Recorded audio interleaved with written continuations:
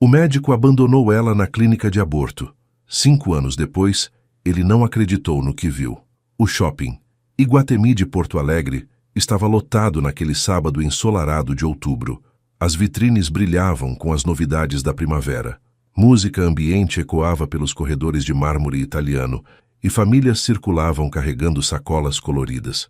Júlia Martins caminhava de mãos dadas com Gabriel, seu filho de 5 anos, enquanto Lucas, seu marido, vinha logo atrás carregando uma mochila com lanches e água. Mãe, mãe, olha aquela loja de brinquedos. Gabriel puxava sua mão com a empolgação típica de uma criança que havia acordado cedo demais pela ansiedade do passeio. Calma, amor. Primeiro a chuteira, lembra? Você mesmo escolheu. Júlia sorriu, ajeitando a franja escura do filho que teimava em cair sobre os olhos. Olhos cinzentos e penetrantes, tão diferentes dos dela que eram castanhos e quentes. Lucas alcançou os dois, colocando a mão na cintura de Júlia num gesto casual de intimidade. E aí, campeão? Pronto para escolher a chuteira dos sonhos? Quero uma vermelha, igual a do Cristiano Ronaldo. Gabriel pulou, fazendo as pessoas ao redor sorrirem diante de tanta energia. Júlia riu, sentindo aquela onda de gratidão que a invadia sempre que olhava para os 2 homens de sua vida. Lucas não era o pai biológico de Gabriel, mas era pai em todos os sentidos que realmente importavam. 2 anos de casamento, 3 anos de relacionamento antes disso. 5 anos de uma felicidade que ela nunca imaginou ser possível. A loja de artigos esportivos ficava no 2º piso. Pegaram a escada rolante, Gabriel insistindo em ficar no degrau da frente sozinho, se sentindo crescido.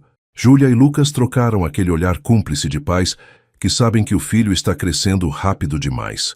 Quando chegaram à loja, Gabriel disparou em direção à seção infantil, seus tênis com luzes piscando a cada passo. Lucas foi atrás dele, sempre vigilante, mas dando espaço para a criança explorar. Júlia ficou para trás por um momento, apenas observando. Foi então que ela sentiu. Aquela sensação estranha que arrepia a nuca, que faz o estômago revirar, que transforma o ar ao redor em algo denso e pesado. A sensação de estar sendo observada, observada intensamente. Júlia se virou devagar, quase com medo do que ia encontrar, e ali, parado a cerca de 10 metros de distância, próximo à vitrine da livraria Cultura, estava ele, Dr. Ricardo Almeida. O mundo ao redor pareceu desacelerar. A música ambiente tornou-se um zumbido distante. As pessoas passavam em câmera lenta. Júlia sentiu suas pernas fraquejarem, sua respiração prender, seu coração disparar num ritmo caótico. 6 anos. 6 anos desde a última vez que havia visto aquele rosto. O tempo havia deixado suas marcas. Mais cabelos grisalhos, vincos mais profundos ao redor dos olhos. Uma postura menos altiva, mas era inconfundivelmente ele. O mesmo nariz aquilino, a mesma mandíbula quadrada, os mesmos olhos cinzentos que agora ela via todos os dias no rosto de Gabriel. Ricardo não estava olhando para ela, estava olhando para Gabriel. E Júlia viu com uma clareza aterradora o momento exato em que Ricardo fez as contas. O momento em que os olhos dele se arregalaram ligeiramente. O momento em que ele congelou completamente. O momento em que entendeu. Aquele menino de 5 anos, com cabelo escuro bagunçado e olhos cinzentos idênticos aos dele, era seu filho. O filho que ele tinha forçado Júlia a abortar 6 anos atrás. O filho que estava vivo, feliz, existindo no mundo, apesar de todos os esforços dele para apagá-lo. 6 anos e 3 meses antes, Júlia Martins tinha 22 anos e um sonho: tornar-se enfermeira. Ela estava no último ano da faculdade de enfermagem da UFRGS, fazendo estágio obrigatório no Hospital de Clínicas de Porto Alegre, quando viu o Dr. Ricardo Almeida pela primeira vez. Era uma manhã fria de julho, e Júlia estava no corredor do 3º andar, revisando prontuários com outras 3 estagiárias.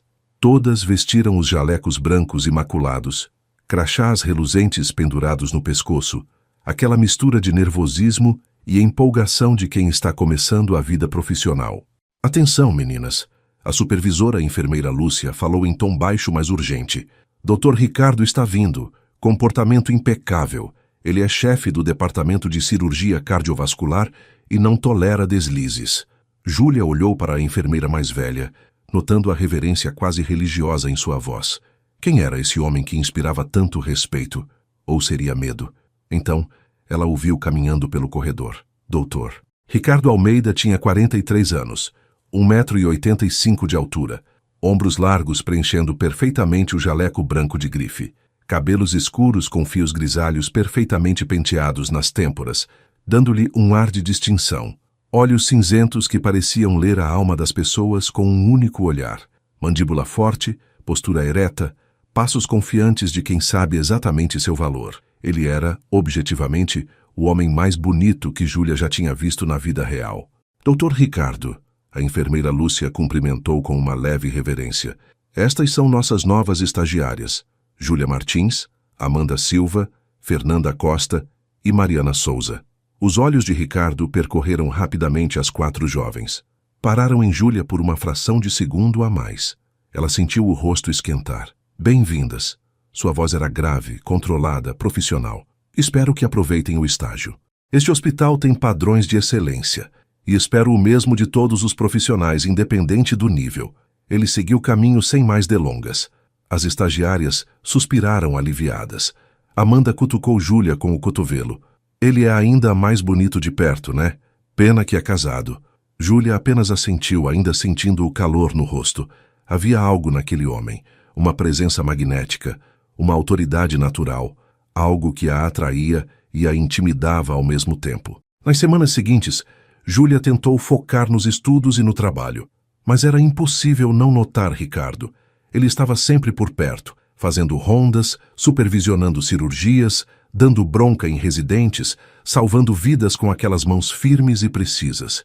E ela percebia que ele também a notava, olhares que duravam um segundo a mais, um sorriso sutil quando ela fazia um bom trabalho, um bom dia, que parecia ter um tom diferente quando era direcionado a ela.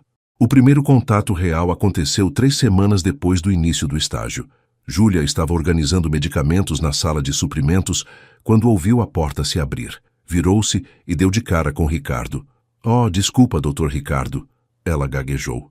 "Eu já estou terminando." "Sem pressa," ele disse entrando e fechando a porta atrás de si. "Você é a Júlia, certo? A estagiária da UFRGS." "Sim, senhor." "Para de me chamar de senhor. Me faz sentir velho." Ele sorriu e o sorriso transformou completamente seu rosto. Menos austero, mais humano. "Ricardo está bom." "Ok, Ricardo." O nome pareceu íntimo demais na boca dela. "Você está se saindo bem no estágio. A enfermeira Lúcia me contou que você tem talento natural." Júlia sentiu o rosto esquentar novamente. "Obrigada. Eu me esforço bastante." "Eu sei." Ele deu um passo mais perto. Júlia podia sentir o cheiro do perfume caro, algo amadeirado e masculino. "Posso te fazer uma pergunta pessoal?" "Claro." "Você tem namorado?" O coração de Júlia disparou. Aquela pergunta atravessou todas as linhas profissionais. "Não," ela respondeu, sua voz saindo mais rouca que o normal. "Que sorte a minha," Ricardo murmurou, dando mais um passo à frente. Júlia deveria ter recuado, deveria ter dito que aquilo era inapropriado, deveria ter saído da sala. Mas ela tinha 22 anos, estava deslumbrada, e um homem poderoso e bonito estava a olhando como se ela fosse a única mulher no mundo. Então, quando Ricardo a beijou contra a prateleira de medicamentos, ela retribuiu. E assim começou o relacionamento proibido que mudaria sua vida para sempre. Os 3 meses seguintes foram os mais intensos da vida de Júlia. Durante o dia, eles mantinham uma fachada profissional perfeita. Doutor. Ricardo era o supervisor exigente. Ela era apenas mais uma estagiária. Não havia olhares demorados em público, não havia toques casuais, não havia nada que pudesse levantar suspeitas. Mas depois das 18 horas, quando o hospital esvaziava e a maioria dos funcionários ia embora, a história era completamente diferente. Ricardo tinha um consultório privado no último andar do hospital, um espaço luxuoso com móveis de mogno importado, diplomas emoldurados nas paredes, uma vista privilegiada para o Guaíba. Era ali que eles se encontravam 3, às vezes 4 vezes por semana. "Você é tão linda," Ricardo murmurava, afastando mechas do cabelo escuro de Júlia, enquanto a beijava contra a mesa de mogno. "Tão jovem, tão perfeita."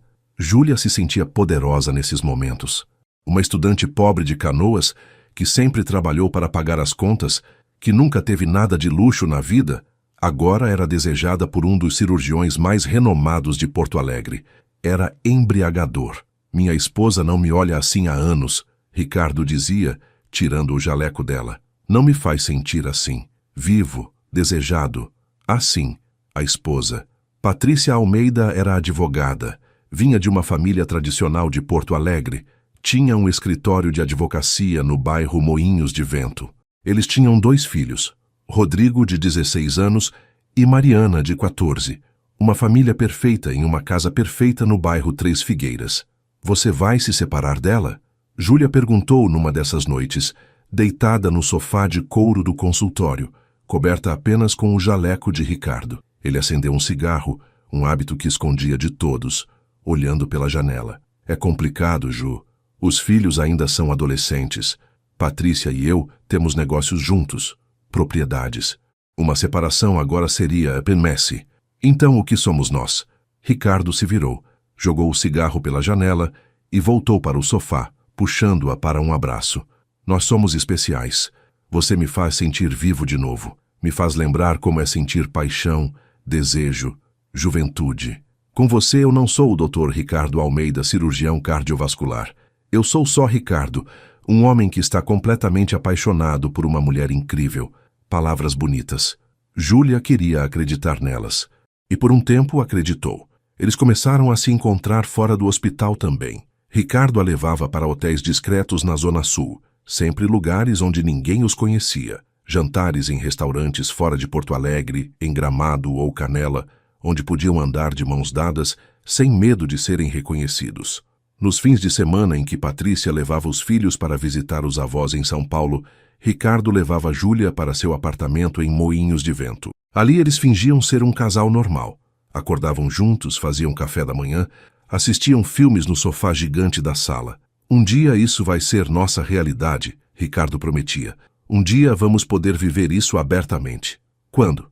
Em breve, meu amor. Só preciso encontrar o momento certo. Mas o momento certo nunca chegava. Júlia começou a perceber as fissuras na fantasia, as mensagens que Ricardo ignorava quando estava com ela, as ligações que ele atendia e saía do quarto. Às vezes que ele cancelava encontros de última hora porque surgiu algo com a família. Amanda, sua colega de estágio, notou a mudança nela. Ju, você está diferente, mais arrumada, usando maquiagem, sempre com aquele sorriso bobo. Tem um cara, né? Não é nada sério, Júlia mentiu. Espero que não seja quem eu estou pensando, Amanda disse com cuidado. Ju, se for o Dr. Ricardo, você sabe que ele é casado, né? E que ele é seu supervisor. Isso pode acabar muito mal para você. Não é ele. Júlia mentiu novamente, mas sua voz não soou convincente. Amanda suspirou. Olha, eu não vou te julgar, mas... Só tem cuidado, tá? Homens como ele, eles não deixam a esposa. Nunca deixam. Júlia não quis ouvir. Ela tinha certeza de que Ricardo era diferente, que o amor deles era especial, que ele realmente ia deixar Patrícia e assumir o relacionamento. Então chegou aquela sexta-feira de março que mudaria tudo. Ricardo a chamou ao consultório com urgência. Quando ela chegou, ele estava tenso, andando de um lado para o outro. Precisamos conversar, ele disse, evitando olhar para ela. Júlia sentiu um frio na barriga. O que aconteceu? Ricardo finalmente a encarou. E havia algo diferente em seus olhos, algo frio, calculista. Isso precisa acabar, Júlia, nós precisamos acabar. As palavras foram como um soco no estômago. O quê? Por quê? Minha filha Mariana mencionou ontem que viu a gente entrando juntos naquele hotel em Gramado. Ela estava lá com amigas e não falou nada na hora, mas contou para a mãe. Patrícia está começando a fazer perguntas. E eu não posso perder minha família. Não posso perder tudo o que construí. Mas você disse que me amava. A voz de Júlia saiu quebrada. Você disse que íamos ficar juntos. E eu amo. Mas amor não é tudo, Júlia. Eu tenho uma carreira, uma reputação, filhos. Você tem 22 anos. Você vai superar isso, vai conhecer alguém da sua idade, vai ter uma vida inteira pela frente. Então eu era só uma distração? Lágrimas começaram a rolar pelo rosto dela. Algo para te fazer sentir jovem de novo. Ricardo se aproximou, tentando tocá-la, mas ela recuou. Não foi assim, o que tivemos foi real. Mas foi um erro maravilhoso, mas ainda assim um erro. Então é isso? Você vai voltar para sua esposa perfeita e sua família perfeita e fingir que eu nunca existiu? É o melhor para os dois, ele disse, mas havia culpa em sua voz. Júlia, você ainda tem 2 meses de estágio. Vamos manter tudo profissional. Eu vou escrever uma carta de recomendação excelente para você. Mas isso, precisa acabar. Agora. Júlia queria gritar, queria quebrar coisas, queria fazer uma cena, mas ela apenas assentiu, pegou sua bolsa e saiu do consultório. Chorou no banheiro por 20 minutos antes de conseguir se recompor para pegar o ônibus para casa. Na época, ela pensou que aquele era o pior dia da sua vida. Ela não fazia ideia do que estava por vir. Júlia percebeu que algo estava errado quando acordou um sábado de manhã, 3 semanas após o término, e correu para o banheiro para vomitar. Na semana seguinte aconteceu de novo e de novo. Sua menstruação, sempre pontual, estava atrasada em 10 dias. Ela tentou se convencer de que era estresse.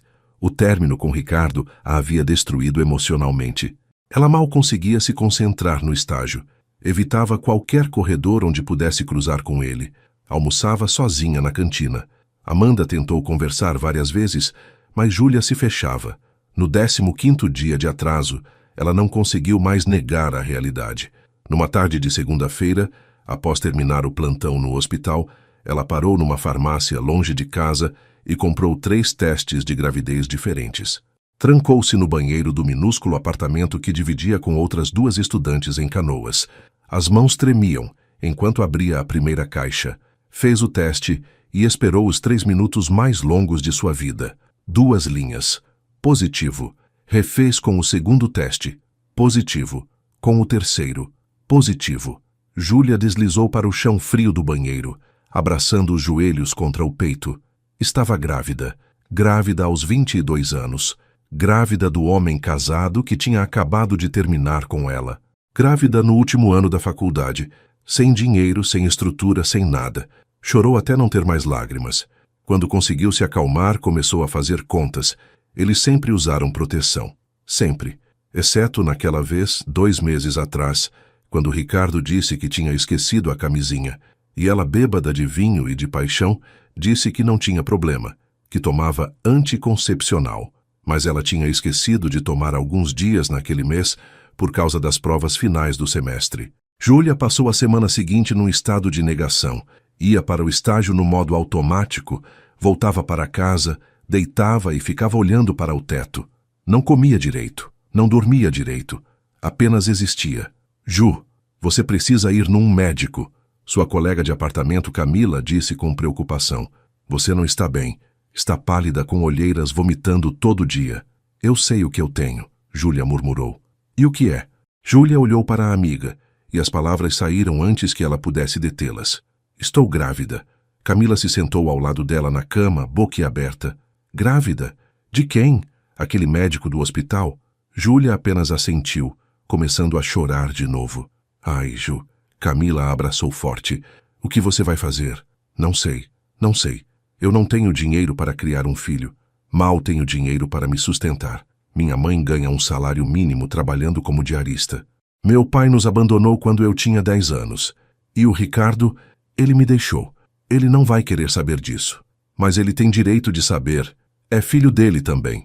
Eu sei.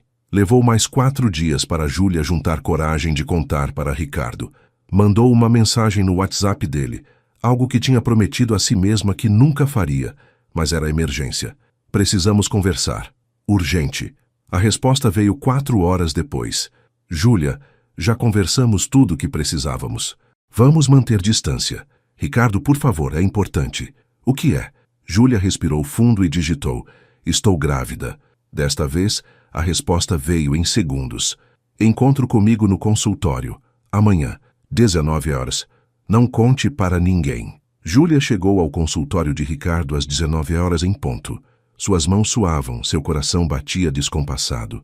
Ela havia ensaiado o que diria durante o dia todo, que estava grávida, que precisava de apoio, que ele tinha responsabilidade nisso, que precisavam decidir juntos o que fazer. Parte dela, uma parte ingênua que ainda acreditava em finais felizes, esperava que a notícia mudasse tudo, que Ricardo perceberia que agora tinham uma ligação permanente, que ele finalmente deixaria Patrícia, que eles formariam uma família. Essa ilusão durou exatamente 5 minutos após ela entrar no consultório.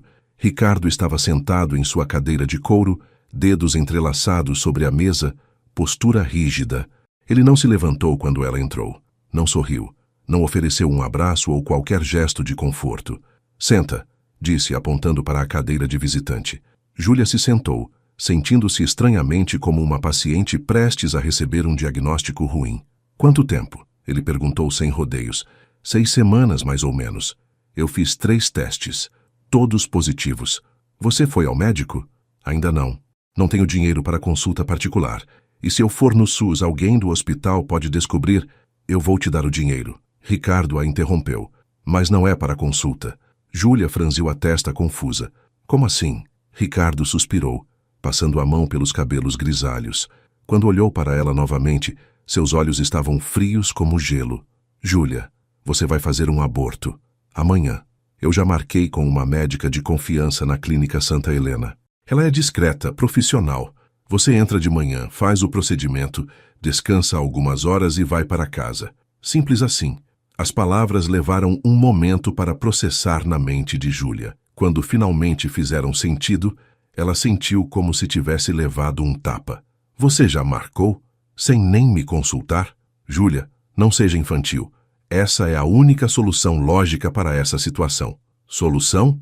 A voz dela subiu de tom. Ricardo, estamos falando de um bebê, do seu filho. Não, ele disse com uma frieza que a fez recuar na cadeira. Estamos falando de um problema. Um grande problema que pode destruir minha carreira, meu casamento, minha vida. E problemas se resolvem. Eu não vou fazer um aborto, Júlia disse, sua voz tremendo, mas firme. Ricardo se levantou, contornou a mesa e se inclinou sobre ela, apoiando as mãos nos braços da cadeira, aprisionando-a. O rosto dele estava a centímetros do dela, e não havia nada do homem gentil que um dia a tinha feito sentir especial.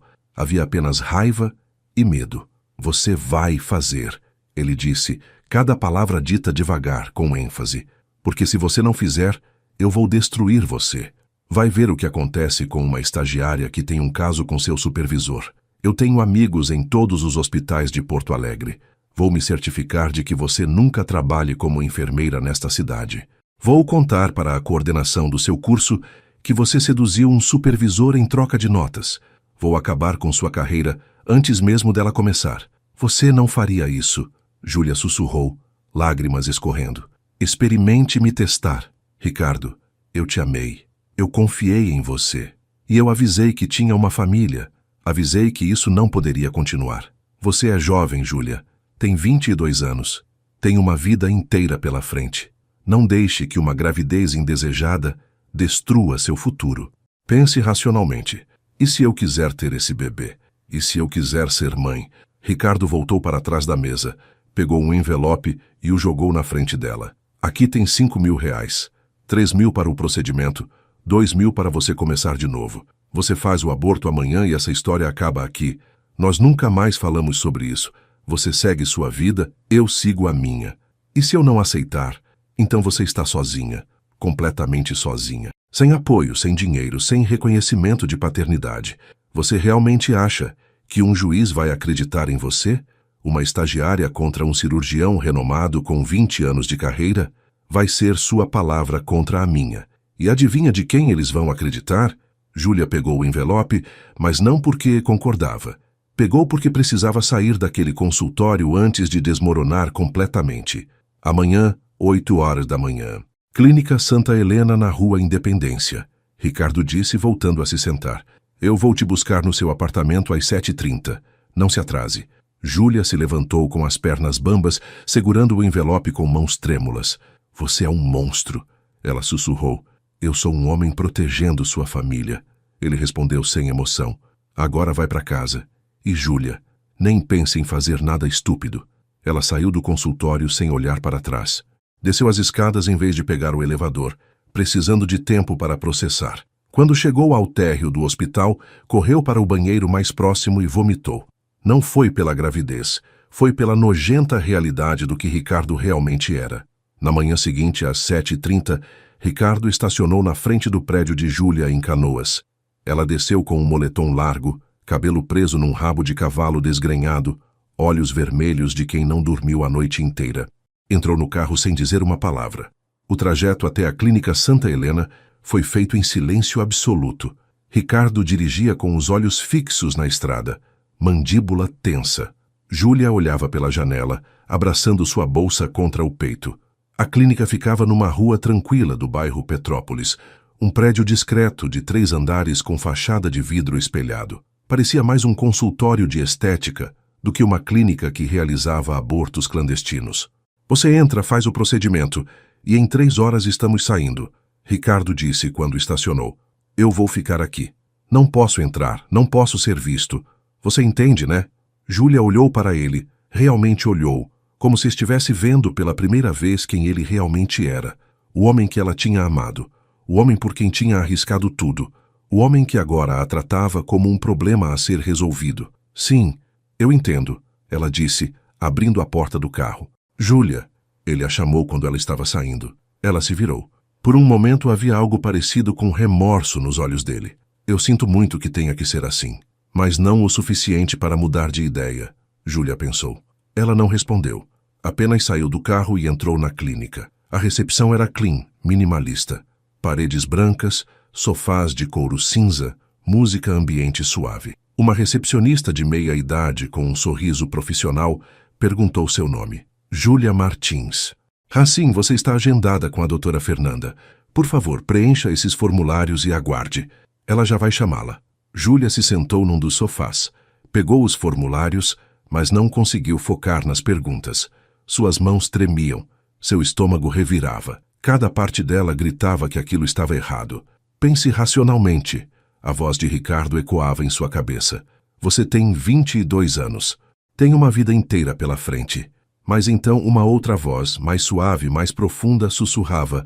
Você tem uma vida crescendo dentro de você. Júlia Martins? Uma mulher de jaleco branco apareceu. Ela tinha uns 40 anos, cabelos loiros presos num coque e expressão gentil. Sou a doutora Fernanda, pode vir comigo, por favor? Júlia a seguiu por um corredor até uma sala de exames. Decoração ainda mais minimalista. Maca ginecológica, mesa com equipamentos, aparelho de ultrassom. Sente-se aqui, querida. Doutora Fernanda apontou para uma cadeira. Antes de começarmos o procedimento, eu preciso fazer algumas perguntas e um ultrassom para verificar o tempo gestacional. É protocolo. Tudo bem? Júlia assentiu, incapaz de falar. A médica fez perguntas sobre a última menstruação, sintomas, histórico médico. Júlia respondia no automático. Então, veio a parte do ultrassom. Deita aqui, por favor. Pode levantar a blusa? Júlia se deitou na maca fria. A doutora. Fernanda passou o gel gelado em sua barriga ainda lisa e deslizou o transdutor sobre a pele. A tela do ultrassom se iluminou. Formas abstratas em preto e branco. E então, a médica ampliou uma área específica. Aqui, ela apontou para uma forma pequena, mais clara que o restante. Este é o saco gestacional. E este pontinho aqui, vê? Este é o embrião. Júlia olhou. Era tão pequeno, minúsculo, quase imperceptível. E isto aqui, a médica aumentou o som. É o batimento cardíaco. E então Júlia ouviu. Tum-tum, tum-tum, tum-tum. Rápido, forte, determinado. O som de uma vida lutando para existir. Júlia começou a chorar. Soluços silenciosos que sacudiam seu corpo inteiro. A doutora Fernanda pausou o exame, limpou o gel da barriga de Júlia e a ajudou a sentar. Júlia, ela disse com gentileza, você precisa ter certeza absoluta sobre essa decisão. Aborto não é algo que se faz de forma leviana. É uma escolha que vai te acompanhar pelo resto da vida, independente de qual seja. Eu não sei o que fazer, Júlia soluçou. Eu não tenho dinheiro, não tenho estrutura. O pai não quer saber disso. O pai está aqui? Ele está no carro. Me trouxe. Mas ele deixou claro que se eu não fizer isso, estarei sozinha. A médica suspirou, pegando um lenço e entregando para Júlia. Querida, eu faço esse procedimento há 15 anos. E posso te dizer uma coisa. Toda vez que uma mulher sai daqui sem fazer o procedimento, é porque no fundo ela já sabia qual era a sua resposta. Ela só precisava de coragem para aceitá-la. E se eu quiser ter? E se eu decidir ser mãe? Então você vai ter desafios. Muitos desafios. Ser mãe solo não é fácil, mas também não é impossível. Eu conheci mulheres incríveis que criaram filhos sozinhas e se tornaram guerreiras por causa disso. Júlia olhou para a tela agora apagada do ultrassom. Olhou para suas mãos. Olhou para seu reflexo no espelho da parede e, de repente, com uma clareza que a surpreendeu, ela soube. Eu vou ter esse bebê, ela disse, a voz ainda trêmula, mas firme. Eu não sei como, mas vou. Doutora Fernanda sorriu, e havia orgulho naquele sorriso. Então, sugiro que você saia pela porta dos fundos. Pelo que você me contou, esse homem não vai aceitar sua decisão de forma tranquila. Aqui, ela escreveu em um papel. Este é o endereço de uma clínica de pré-natal que atende pelo SUS. Marque uma consulta o quanto antes. E, querida, você é mais forte do que imagina. Júlia abraçou a médica, agradecendo entre lágrimas. Saiu pela porta dos fundos da clínica, que dava para uma rua paralela. Caminhou 3 quarteirões até encontrar um ponto de ônibus. Só então pegou o celular e bloqueou o número de Ricardo. No carro, do outro lado da clínica, Ricardo esperava. Esperou 1 hora, 2 horas, 3 horas. Quando finalmente entrou na clínica e descobriu que Júlia tinha saído pela porta dos fundos, que ela não tinha feito o procedimento, que ela havia ido embora, ele soube. Ela tinha escolhido o bebê e ele havia perdido qualquer chance de ter controle sobre a situação. Os primeiros 3 anos de Gabriel na Terra foram os mais difíceis da vida de Júlia. Não havia manual, não havia rede de apoio estruturada, não havia dinheiro sobrando. Havia apenas uma mãe determinada e um bebê que precisava de tudo. Gabriel nasceu em uma madrugada chuvosa de inverno gaúcho, no início de junho. Júlia estava sozinha. Sua mãe, Dona Marlene, estava trabalhando em Canoas e não conseguiu chegar a tempo na maternidade do Hospital Conceição. As contrações começaram às 23 horas. Gabriel nasceu às 3h47 da manhã. Quando a enfermeira colocou aquele pacotinho chorão e vermelho em seus braços, Júlia esqueceu de todo o resto. Esqueceu a dor do parto, esqueceu a solidão, esqueceu Ricardo.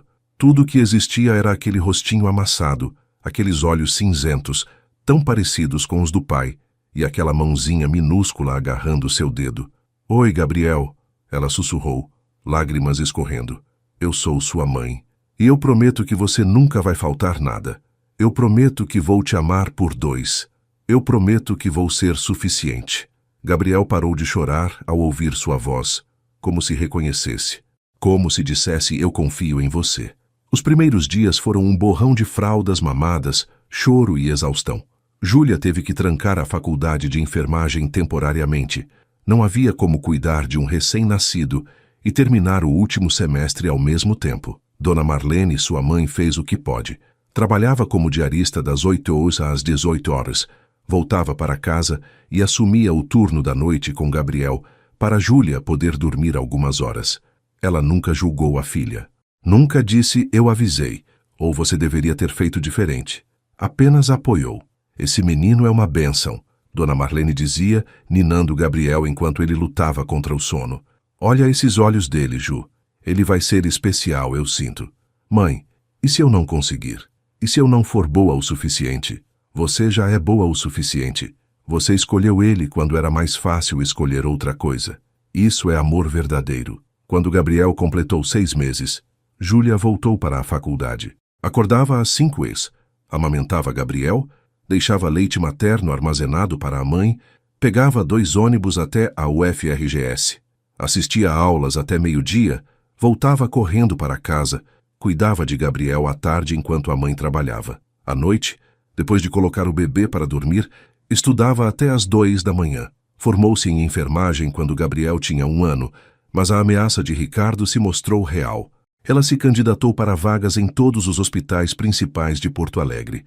Santa Casa, Moinhos de Vento, São Lucas, Mãe de Deus. Todas recusaram. Algumas nem chamaram para entrevista. Júlia Martins, um gerente de RH, disse numa das poucas entrevistas que conseguiu: seu currículo é bom, suas notas são excelentes, mas temos aqui uma observação em seu histórico. Você teve um relacionamento inadequado com um supervisor durante o estágio? Isso é uma violação grave de ética profissional. Isso não é verdade. Júlia tentou se defender, mas sabia que era inútil. Ricardo havia espalhado sua versão da história, e nessa versão ela era a sedutora, não a vítima. Acabou conseguindo emprego em um posto de saúde na periferia de Porto Alegre, Zona Norte.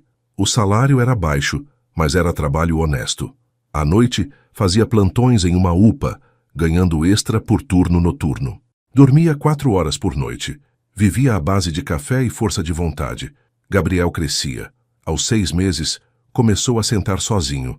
Com 1 ano, deu seus primeiros passos cambaleantes, enquanto Júlia filmava chorando de orgulho no celular usado. Com 1 ano e meio, disse sua primeira palavra. Má, mamãe. Má, má. Ele gritava toda vez que ela chegava do trabalho. Júlia o pegava no colo, beijava seu rostinho gordinho e, por um momento, esquecia do cansaço.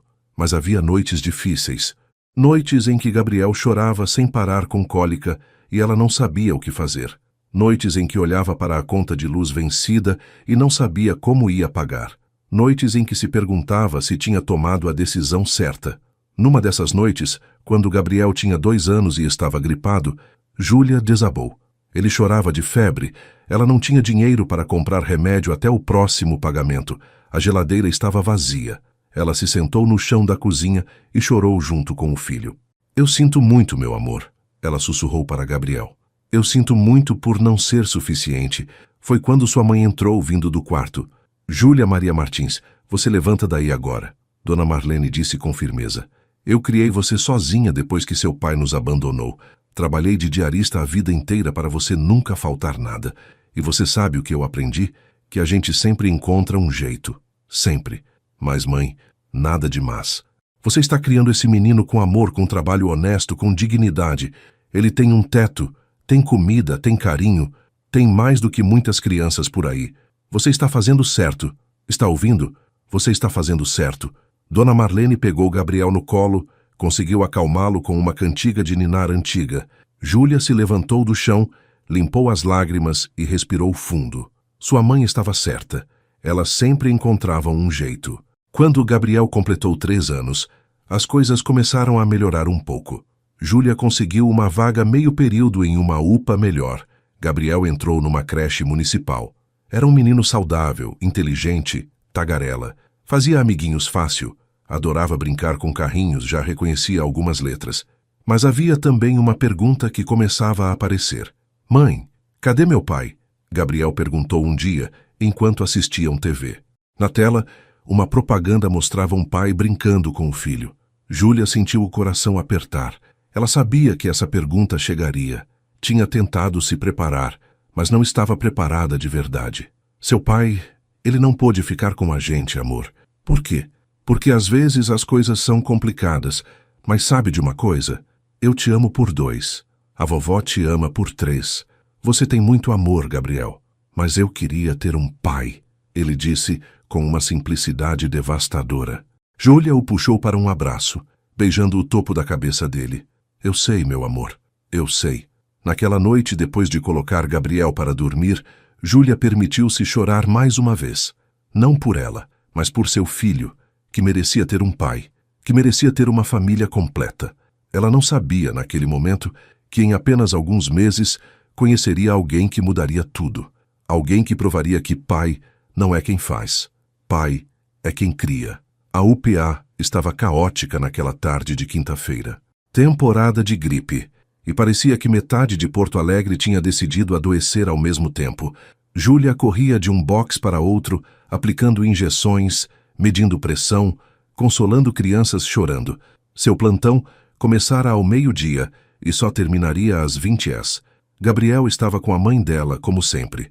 Com 3 anos e meio agora, ele já entendia que a mãe tinha que trabalhar muito. Ainda assim, cada vez que Júlia saía, ele abraçava suas pernas e perguntava, você volta logo? E o coração dela se partia um pouquinho mais. Era quase 15 horas quando Júlia viu um homem entrando na UPA carregando uma menina de uns 7 anos no colo. A criança estava visivelmente febril, rosto vermelho, chorando baixinho. Por favor, minha sobrinha está com febre muito alta. O homem disse na recepção, voz preocupada, mas controlada. Já tem mais de 38 graus há 2 horas. Júlia se aproximou, modo profissional ativado. Eu atendo vocês. Vem comigo, por favor. Ela os levou para um dos boxes. O homem colocou a menina delicadamente na maca, enquanto Júlia lavava as mãos. Quando se virou para começar o exame, finalmente olhou direito para ele. Era um homem na casa dos 20 e poucos anos, talvez 28 ou 29. Alto, uns 1,80 m, ombros largos de quem praticava esporte. Cabelo castanho escuro um pouco longo, barba por fazer de alguns dias. Olhos cor de mel que transmitiam uma gentileza genuína. Roupas simples, jeans e camiseta do Grêmio. Havia algo imediatamente acolhedor nele. Eu sou a enfermeira Júlia. E qual é o nome dessa princesa? Lívia. A menina respondeu com voz fraca. Oi, Lívia. Eu vou cuidar de você, tá bom? Pode me contar o que você está sentindo. Enquanto examinava a menina, febre, garganta inflamada, provavelmente uma amigdalite, Júlia conversava para distrair a paciente. O homem ficou ao lado, segurando a mão da sobrinha. Você é o pai dela? Júlia perguntou enquanto preparava uma medicação. Tio, sou o Lucas. A mãe dela, minha irmã, está trabalhando e não conseguiu sair. Então eu vim correndo buscar a Lívia na escola. Você é um tio muito dedicado. Ela é minha afilhada. Lucas sorriu, apertando a mãozinha da menina. Meu tesouro, faço qualquer coisa por ela. Havia algo na forma como ele olhava para a sobrinha. Um amor genuíno, uma presença real. Não era o tipo de tio que aparece só no aniversário e no Natal. Era o tipo que estava ali de verdade. Júlia aplicou a medicação, passou as orientações, disse que era só virose, mas que eles deveriam monitorar a febre. Lucas agradeceu profusamente, pegou Lívia no colo e foi para a sala de espera para aguardar os resultados. Meia hora depois, Júlia estava na copa pegando um café rápido quando ouviu um grito infantil e o som de algo caindo. Correu para a sala de espera. Gabriel estava ali. Seu filho estava na sala de espera da UPA, segurando um copo de suco que agora estava derramado no chão. E a pessoa que havia sido vítima do suco era o Lucas. Gabriel! Júlia correu até eles. Meu filho, o que você está fazendo aqui? Sua mãe apareceu atrás de uma coluna ofegante. Júlia, me desculpa. Eu precisava buscar uma receita aqui na farmácia e o Gabriel insistiu em vir junto para te ver. Aí ele viu o bebedouro e quis pegar suco sozinho e... Me desculpa. Júlia pegou guardanapos e começou a limpar a calça de Lucas. Me desculpa muito, ele é muito pequeno ainda. Não teve a intenção... Lucas, que estava de pé, paralisado e encharcado de suco de laranja, olhou para o menino. Gabriel estava com os olhos arregalados, queixo tremendo, prestes a chorar. E então Lucas fez algo que Júlia nunca esqueceria. Ele se abaixou, ficando na altura de Gabriel, e sorriu. Ei, campeão, está tudo bem. Foi um acidente, né? Acidentes acontecem. Gabriel, que esperava bronca, piscou confuso. Eu não sou o campeão, eu sou o Gabriel. Lucas riu, uma risada gostosa e genuína. Então, muito prazer, Gabriel. Eu sou o Lucas. E sabe de uma coisa? Você me fez um favor. Essa calça já estava velha mesmo. Estava precisando de uma desculpa para comprar uma nova. Mesmo? Gabriel perguntou ainda receoso. Juro, você me ajudou. Então, na verdade, eu que tenho que te agradecer. Gabriel finalmente sorriu. Um daqueles sorrisos largos de criança que mostra todos os dentes. Você é legal, tio Lucas. E você é um cara legal também, Gabriel. Júlia olhava a cena sem acreditar. Aquele homem desconhecido, que tinha toda a razão de estar irritado, estava ali fazendo seu filho sorrir, tratando-o com gentileza, sem raiva, sem impaciência. Sério, me desculpa, ela disse de novo. Deixa eu pelo menos pagar a lavanderia. Nem pensar. Lucas se levantou, dando de ombros. Foi só suco. Vai sair na lavagem. Mas, olha, se você realmente quer compensar, aceita tomar um café comigo algum dia, ele disse, e havia algo esperançoso em seus olhos, depois que você sair do plantão, para você me contar como é trabalhar numa UPA tão caótica quanto essa. Júlia ficou sem palavras. Fazia 3 anos e meio que nenhum homem demonstrava interesse por ela. 3 anos e meio focada apenas em Gabriel e trabalho. 3 anos e meio construindo muros ao redor do coração. Eu tenho um filho, ela disse como se isso fosse um impedimento óbvio. Lucas olhou para Gabriel, que estava agora entretido ajudando a vovó Marlene a juntar os copos plásticos do chão. Eu percebi, ele disse com um sorriso. E ele parece ser um garoto incrível, assim como a mãe dele deve ser incrível também. E algo dentro de Júlia, algo que estava congelado há muito tempo, começou a derreter. Um café seria legal. Lucas sorriu, e era um sorriso que iluminava o rosto inteiro. Ótimo. Posso ter seu número? Prometo que só vou te mandar mensagem em horários decentes. Júlia deu seu número. Lucas salvou como Júlia da UPA. Eles trocaram mais alguns sorrisos. Ele foi embora levando a sobrinha e Júlia ficou parada na sala de espera, com o coração batendo de um jeito que não batia há anos. Esse aí é um bom, Ju.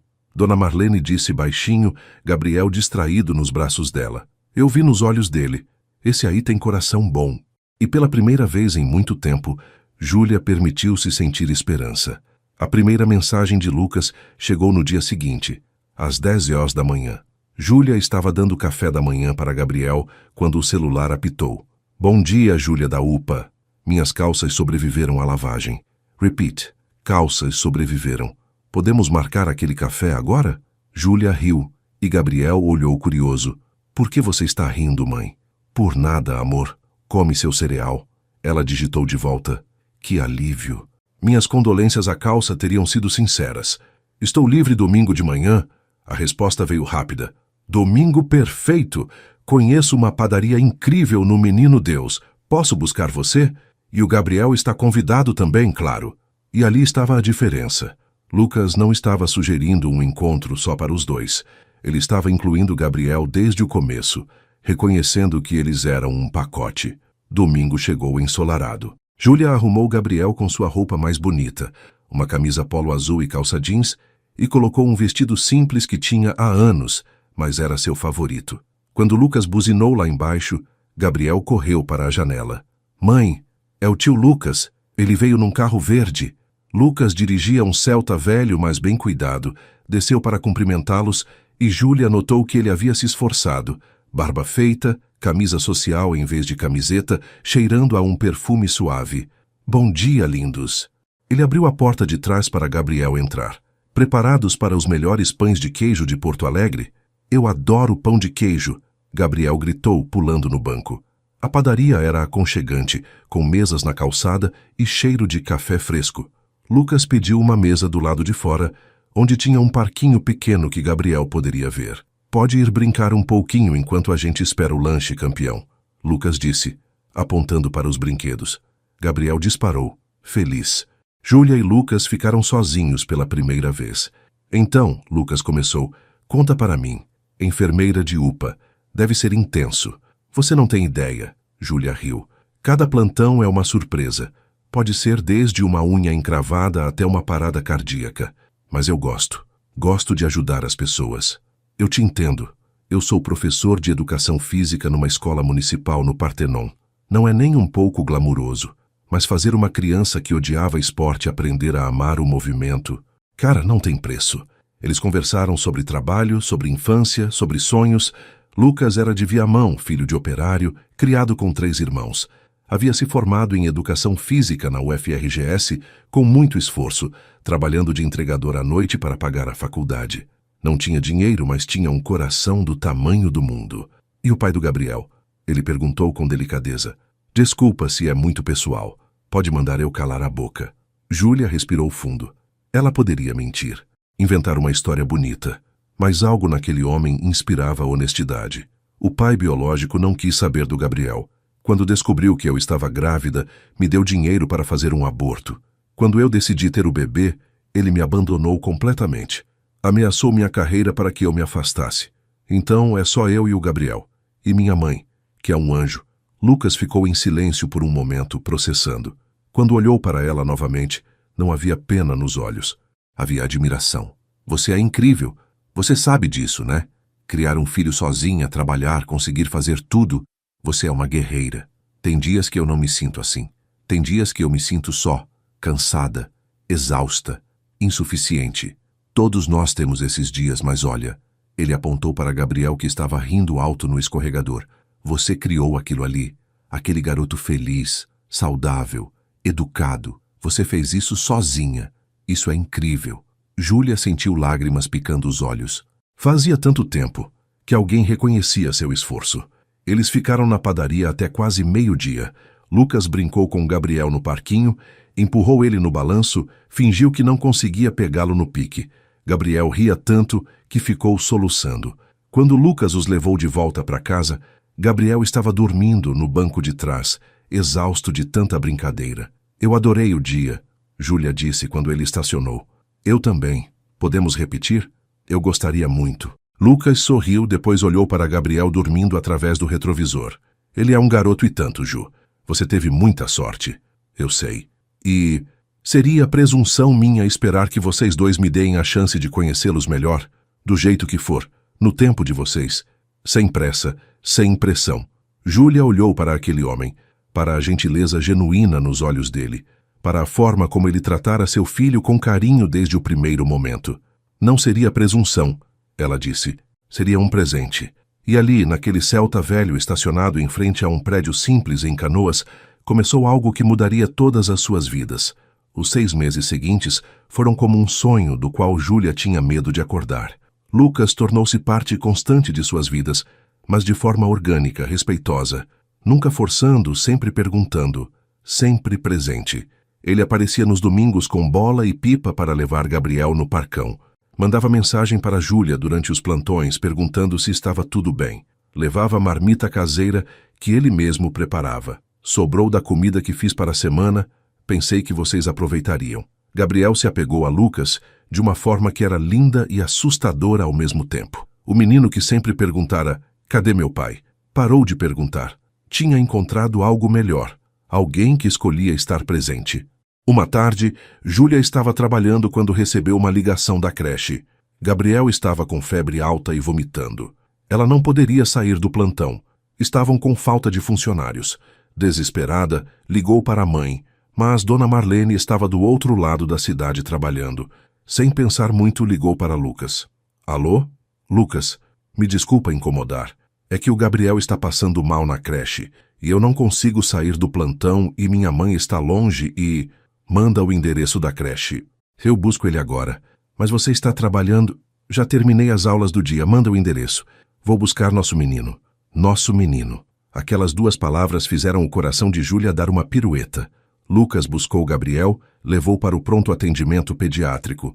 Esperou 2 horas até ser atendido. Seguiu todas as instruções do médico. Quando Júlia finalmente chegou em casa às 21 horas, exausta e culpada, encontrou Gabriel dormindo no sofá, com a cabeça no colo de Lucas. Lucas assistia desenho animado no mudo, uma mão fazendo cafuné no cabelo do menino. Como ele está? Júlia sussurrou. Melhor. A febre baixou. Ele vomitou mais uma vez, mas depois comeu uma gelatina que eu comprei e conseguiu segurar. O médico disse que é só virose mesmo. Júlia se sentou do outro lado de Gabriel, lágrimas de gratidão escorrendo. Obrigada. Obrigada por estar aqui, por cuidar dele. Você não tinha que fazer isso. Ei, Lucas a interrompeu, olhando nos olhos dela. Eu quero fazer isso. Eu quero estar aqui, para vocês dois. Por quê? A pergunta saiu quebrada. Por que você quer isso? A gente é um pacote complicado. Eu tenho um filho, trabalho muito, não tenho dinheiro, não tenho nada para te oferecer. Lucas cuidadosamente ajeitou Gabriel no sofá, colocou uma almofada embaixo da cabeça dele, cobriu com um cobertor. Então se sentou ao lado de Júlia e pegou as mãos dela. Júlia, você quer saber o que eu vejo quando olho para você e para o Gabriel? Eu vejo uma mulher incrível que sacrificou tudo pelo filho. Vejo um garoto feliz, bem criado, cheio de amor. Vejo uma família que funciona, mesmo com todas as dificuldades. E eu vejo um espaço onde talvez eu possa caber também, se vocês me deixarem. Lucas, eu sei que você foi machucada. Sei que o pai dele te abandonou. Mas, Ju, nem todo homem é assim. Eu não sou assim. Quando eu olho para o Gabriel, eu não vejo o filho de outro cara. Eu vejo um garoto incrível que merece ter alguém que escolha estar presente na vida dele. E quando eu olho para você, eu vejo a mulher mais forte, mais linda, mais incrível que eu já conheci na vida. Júlia estava chorando abertamente agora. Eu tenho medo, ela admitiu. Tenho medo de acreditar, de confiar, de deixar você entrar e depois você ir embora e quebrar a gente de novo. Então deixa eu provar, Lucas disse com convicção. Deixa eu provar todo dia que eu não vou a lugar nenhum. Deixa eu estar aqui nas pequenas coisas, nas coisas chatas, nas 3 da manhã quando o Gabriel acordar com pesadelo. Deixa eu ser parte disso, por favor. E ali naquela sala pequena com um menino doente dormindo no sofá, Júlia tomou a decisão mais assustadora e mais certa de sua vida. Tudo bem, ela sussurrou. Tudo bem. Fica. Faz parte disso. Lucas a beijou então suave, cheio de promessas. E quando se afastaram, Gabriel estava acordado, olhando para os dois com olhos sonolentos. Tio Lucas, ele disse com voz fraca, você vai ficar com a gente agora? Para sempre? Lucas pegou Gabriel no colo, abraçando ele e Júlia ao mesmo tempo. Se vocês quiserem, campeão, se vocês quiserem. Eu quero, Gabriel disse, aconchegando a cabeça no ombro de Lucas. Eu quero muito. E foi assim, numa madrugada com um menino doente e dois adultos machucados aprendendo a confiar de novo, que eles se tornaram uma família. 18 meses depois, em um dia de primavera, Lucas tinha um plano grande, importante, que fazia seu coração bater descompassado só de pensar. Gabriel estava com 4 anos e meio agora. Chamava Lucas de Pai Lucas naturalmente, sem que ninguém tivesse ensinado. Era Lucas quem o levava no pediatra, quem ia nas reuniões da escolinha, quem ensinava a andar de bicicleta, quem ficava acordado quando ele tinha pesadelo. Júlia e Lucas estavam morando juntos há 6 meses, num apartamento pequeno, mas aconchegante em Sarandi. Era um lar de verdade, com fotos na geladeira, brinquedos espalhados, risadas nas refeições. Naquela manhã de sábado, Lucas acordou cedo, preparou o café da manhã favorito de Gabriel, panquecas com geleia. Quando Júlia e Gabriel finalmente acordaram, a mesa estava posta. Uau, panquecas! Gabriel gritou, pulando na cadeira. É um dia especial hoje, Lucas disse, e havia algo diferente em sua voz. Júlia o olhou curiosa, mas ele apenas sorriu. Tomaram café em família. Gabriel contou animado sobre um projeto na escolinha. Júlia falou sobre um paciente que havia salvado ontem na UPA. Lucas apenas ouvia, gravando cada momento na memória. Quando terminaram, Lucas limpou a garganta. Gabriel, campeão, posso falar uma coisa séria com você? Gabriel arregalou os olhos. Criança tem um radar para conversa séria. Eu fiz algo ruim, pai Lucas? Não, pelo contrário. Eu tenho uma pergunta para fazer. Para você e para sua mãe. Lucas se levantou. Foi até a estante da sala e pegou 2 pacotinhos embrulhados. Um maior, um menor. Voltou para a mesa e entregou o primeiro para Gabriel. Abre esse aqui primeiro, campeão. Gabriel rasgou o papel com a empolgação típica de criança. Dentro havia uma caixinha. Ele abriu. Era uma plaquinha de metal, do tipo que se coloca em chaveiro. Mas essa era especial. Tinha o formato de um coração e dizia, Gabriel Ferreira. Eu não entendi. Gabriel olhou confuso. Ferreira é meu sobrenome, campeão. Lucas explicou, sua voz embargada. E eu queria saber, se você me dá a honra de dividir ele com você, de eu ser seu pai. Seu pai de verdade no papel também, não só no coração. Gabriel ficou quieto, processando com sua mente de 4 anos. Tipo, você ser meu pai, igual meus amigos têm? Exatamente isso. E eu vou ter seu nome, se você quiser. Gabriel Ferreira, ou Gabriel Martins Ferreira. O que você preferir. Gabriel olhou para Júlia, procurando confirmação. Ela estava chorando, mas sorrindo. É verdade, amor. O Lucas está pedindo para te adotar oficialmente. Para ser seu pai de verdade, com papéis e tudo. O rostinho de Gabriel se iluminou como um sol. Eu quero. Ele pulou na cadeira. Pai Lucas vai ser meu pai de verdade. Eu vou ter um pai. Lucas pegou Gabriel no colo, abraçando forte, chorando sem vergonha. Júlia se juntou ao abraço e ali ficaram os 3, chorando e rindo ao mesmo tempo. Quando finalmente se separaram, Lucas limpou as lágrimas e pegou o segundo pacote. Júlia, ele disse, ajoelhando-se ali mesmo, no chão da cozinha simples, com restos de panqueca na mesa e o filho deles pulando ao redor. Você mudou minha vida completamente. Antes de te conhecer, eu vivia. Depois de te conhecer, eu comecei a realmente viver. Você e o Gabriel são minha família, minha casa, meu tudo. Ele abriu a caixinha. Dentro havia 2 anéis simples de ouro. Casa comigo. Deixa a gente fazer isso oficial. Deixa a gente ser uma família de verdade, com papéis e tudo. Você quer? Júlia estava soluçando agora. Anos atrás, um homem a havia oferecido dinheiro para se livrar do filho dela. Agora, outro homem oferecia seu nome, sua vida, seu amor, para assumir esse mesmo filho como seu. Sim, ela conseguiu dizer entre soluços. Sim, 1000 vezes sim. Lucas colocou o anel no dedo dela. Gabriel gritava, a mãe disse sim, pulando pela cozinha. Os três riram e choraram e se abraçaram de novo. 2 meses depois, em uma cerimônia íntima no cartório, Júlia Martins se tornou Júlia Ferreira. E 2 semanas após isso, Gabriel Martins legalmente se tornou Gabriel Martins Ferreira. Olha, pai. Gabriel mostrou orgulhoso sua nova certidão de nascimento, onde constava pai Lucas Ferreira. Meu nome mudou. E sabe o que mais mudou? Lucas perguntou, ajoelhando na altura do menino. O quê? Meu coração cresceu 3 vezes quando você se tornou meu filho oficialmente. Gabriel deu aquele abraço de criança, forte e puro. Eu te amo, pai. De verdade. Eu também te amo, filho. De verdade. E foi assim que Gabriel ganhou o pai que merecia. Não o pai que o gerou, mas o pai que o escolheu. O pai que estava presente. O pai de verdade. E assim chegamos de volta àquele sábado no Shopping Iguatemi. Aquele momento congelado no tempo onde 3 realidades colidiram.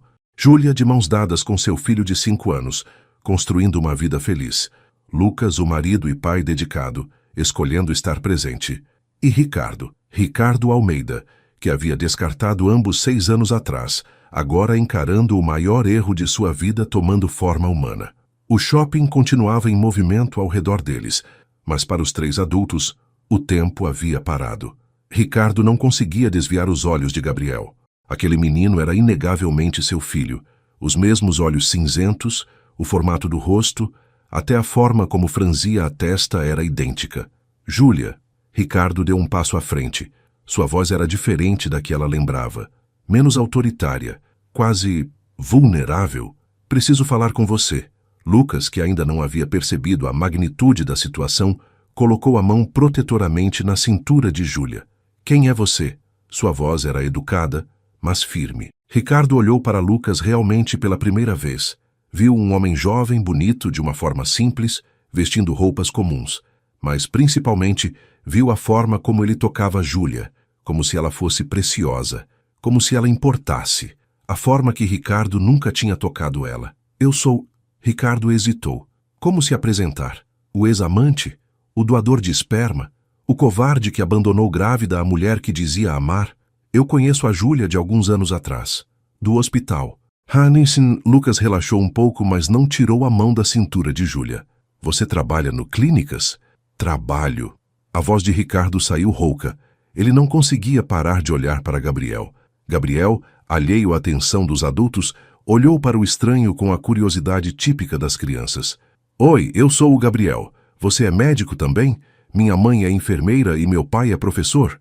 A palavra pai, direcionada a Lucas, foi uma facada no peito de Ricardo. Seu pai? Ele repetiu olhando para Lucas. É, Gabriel disse com orgulho. Meu pai me adotou. Agora meu nome é Gabriel Ferreira, igual o dele. Cada palavra era um golpe. Adotou. Ferreira, igual o dele. Esse homem, esse estranho, tinha assumido o lugar que deveria ser de Ricardo. Tinha escolhido o filho que Ricardo tinha rejeitado. Gabriel, Lucas disse, percebendo finalmente que algo estava errado, pelo jeito que Júlia estava tensa ao lado dele. Que tal você ir ali ver as chuteiras com a vovó? Sua mãe precisa conversar um minutinho com o colega de trabalho dela. Mas, pai, só um minutinho, campeão. Prometo. Gabriel deu de ombros e saiu saltitando atrás da avó Marlene, que havia percebido a situação e já estava se aproximando. Ela lançou um olhar fulminante para Ricardo. Ela sabia quem ele era, mesmo nunca tendo visto. Uma mãe sempre sabe. Quando Gabriel estava longe o suficiente, Júlia finalmente encontrou sua voz. Ricardo, ela disse, e havia gelo naquela palavra. O que você quer? Lucas ficou mais alerta com o tom dela. Olhou de Júlia para Ricardo, conectando os pontos. Espera, ele disse devagar. Esse é o... Sim, Júlia respondeu sem tirar os olhos de Ricardo. Esse é o pai biológico do Gabriel. A expressão de Lucas mudou completamente. A gentileza desapareceu, substituída por uma postura defensiva. Ele deu um passo à frente, colocando-se sutilmente entre Júlia e Ricardo. Você tem alguma coragem, Lucas disse com voz baixa, mas perigosa. Aparecer aqui depois de 6 anos, depois de abandonar ela grávida, depois de forçar ela a... Lucas. Júlia colocou a mão no braço dele. Deixa eu resolver isso. Lucas hesitou, mas concordou. Ficou ao lado dela, mas deixou Júlia falar. Ricardo não conseguia desviar os olhos do ponto onde Gabriel tinha desaparecido entre as araras de roupas. Ele é meu filho, não é? A pergunta saiu quebrada. Você não fez o aborto. Você teve o bebê. Sim, Júlia respondeu com uma calma que não sentia. Eu tive meu filho. Nosso filho. Aquele que você tentou apagar da existência. Júlia, Você o quê? Ela o cortou. Você está arrependido? Você percebeu que cometeu um erro? Você quer pedir desculpas? Sim, Ricardo disse com desespero. Sim, tudo isso. Júlia, eu cometi o maior erro da minha vida. Todo dia eu penso nisso. Todo dia eu me arrependo. E você acha que isso muda alguma coisa? A voz dela estava subindo. Pessoas começavam a olhar, mas ela não se importava mais. Você acha que seu arrependimento apaga o que você fez? As noites que eu passei sozinha chorando, o parto que eu enfrentei sozinha, os dias sem dinheiro para comprar fralda, o medo, a solidão, o desespero. Não, eu sei que não muda nada, mas nada. Júlia estava tremendo agora. Lucas segurou sua mão, oferecendo força silenciosa. Você teve 6 anos para aparecer, 6 anos para se arrepender, 6 anos para fazer a coisa certa. E você aparece agora? Por quê? Por que agora? Ricardo abriu a boca. Fechou. A verdade era feia, mas era a única que tinha, porque eu te vi. Vi ele. E percebi que vocês estão bem, que ele existe, que eu tenho um filho no mundo que eu nunca conheci. E você acha que tem direito de conhecê-lo agora? Lucas falou pela primeira vez, voz carregada de raiva contida. Você acha que pode simplesmente aparecer e perturbar a vida dele? Confundi-lo? Machucá-lo? Ele é meu filho. Não! Lucas se aproximou de Ricardo, mais alto, mais imponente. Ele é meu filho. Eu sou quem acorda de madrugada quando ele tem pesadelo. Eu sou quem leva ele no médico. Eu sou quem ensina ele a andar de bicicleta. Eu sou quem está lá quando ele precisa. Eu sou o pai dele. Você é apenas o cara que forneceu metade do DNA e desapareceu. Mas biologicamente, biologia não significa nada, Lucas gritou, e pessoas pararam para olhar definitivamente agora. Pai não é quem faz, é quem cria, é quem escolhe estar presente. E você escolheu não estar. Ricardo deu um passo para trás como se tivesse levado um soco físico. Eu sei, ele sussurrou. Eu sei que eu não mereço nada, mas ele não tem o direito de saber que eu existo? Que eu sinto muito? Júlia olhou para aquele homem, o homem que ela tinha amado, o homem que tinha destruído ela, e tudo que sentiu foi nada.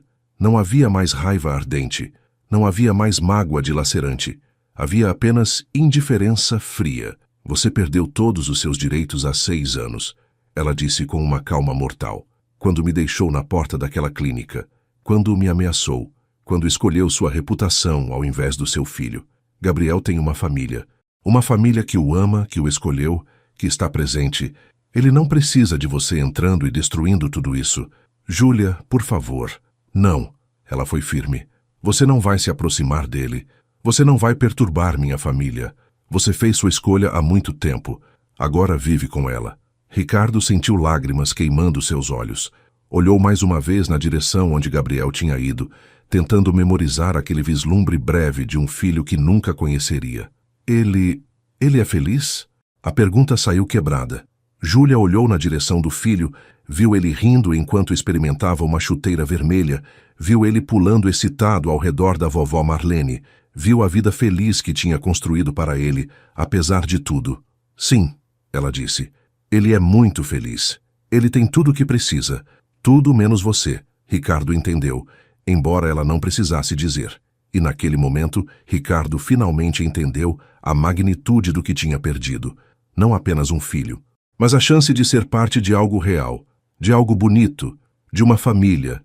E era tarde demais.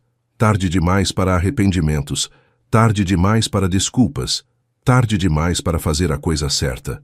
Algumas pontes, quando você queima, não podem ser reconstruídas. Durante a semana seguinte ao encontro no shopping, a vida de Júlia foi invadida por Ricardo de formas que ela não imaginava possível. Primeiro foram as flores. Um arranjo enorme de rosas vermelhas entregue na clínica onde ela trabalhava. O cartão dizia apenas, "Me perdoa, por favor." Ela jogou as flores no lixo sem hesitar. Depois foram as mensagens. Ricardo tinha conseguido seu novo número de alguma forma. Mensagens chegavam a qualquer hora.